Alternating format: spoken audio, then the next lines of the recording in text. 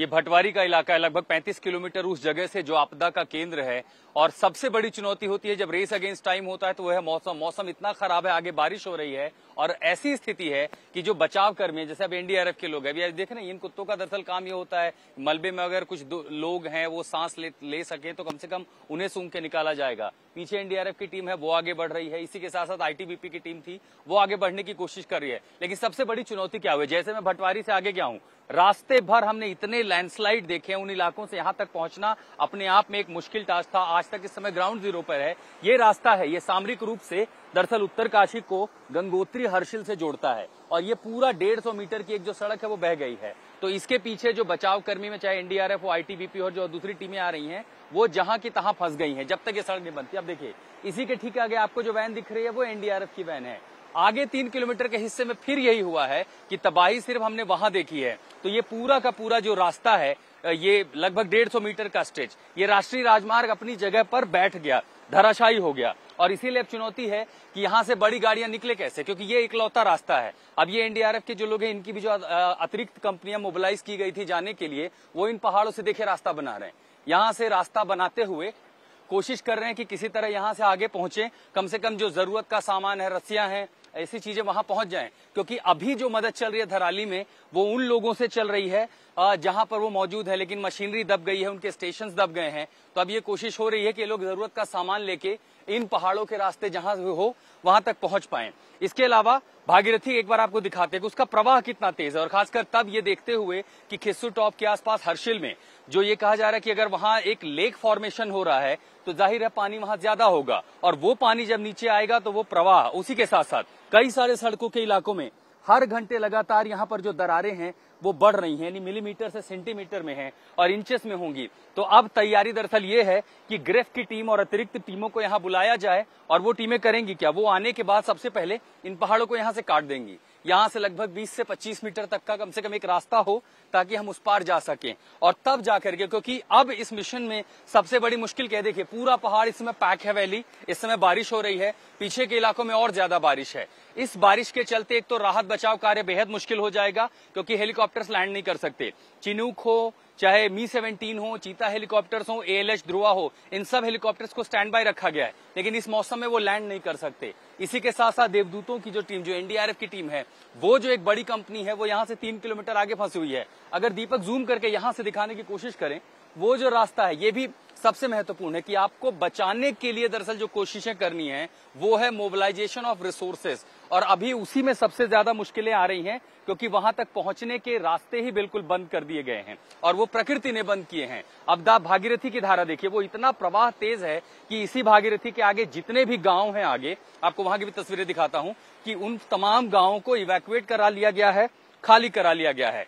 अब जो राहत बचाव कर्मी है, इसी के साथ साथ ग्रेफ की टीम जो आई थी बीआरओ की, वो आई, उन्होंने कोशिश की कि रास्ते को खाली कराया जाए। ये जो अब देखिए इन कुत्तों का काम क्या होता है कि जहां पर मलबे में दबे हुए लोग हों वो सूंघ के उनको निकाल सके। बचाव के लिए ये वो मशीनरी है जिनकी जरूरत है इस समय, लेकिन इनको वहां तक पहुंचाना अपने आप में अब बहुत बड़ी चुनौती बन गई है। तो रेस अगेंस्ट टाइम ऐसे ऑपरेशंस में मुश्किल दरअसल सबसे बड़ी ये है कि प्रकृति इस समय साथ नहीं दे रही है, मौसम होस्टाइल हो चुका है, और अगर ऐसी स्थिति बनी रहेगी तो ऑपरेशन को शुरू करने में ही अपने आप में सबसे बड़ी दिक्कत आ सकती है। जो संख्या बल वहां मौजूद है, चाहे वो एसडीआरएफ हो, पुलिस हो, आर्मी हो, उसी से ही बस आप समझिए कि सिर्फ उसी से मदद हो पाएगी, बाकी और सिर्फ इंतजार करना पड़ेगा। सूरज की पहली किरण होगी, मौसम अगर ठीक होगा तो राहत बचाव कार्य हो जाएगा। अब सबसे बड़ी चुनौती उन एक्सपर्ट टीम पर होगी, चाहे वो एनडीआरएफ के लोग हों, आर्मी के लोग हों। दरअसल दिक्कत ये है कि अभी वहां लोग कम है। अब देखिए ये खोजी कुत्तों की जो टीम है ये आगे बढ़ी है, यहाँ से इस रास्तों से वो आगे जंगलों के रास्ते कोशिश कर रहे हैं। दरअसल अभी सबसे बड़ी चुनौती क्या है, मोबिलाइज किया जा सके, ज्यादा से ज्यादा सामान पहुंच जाए।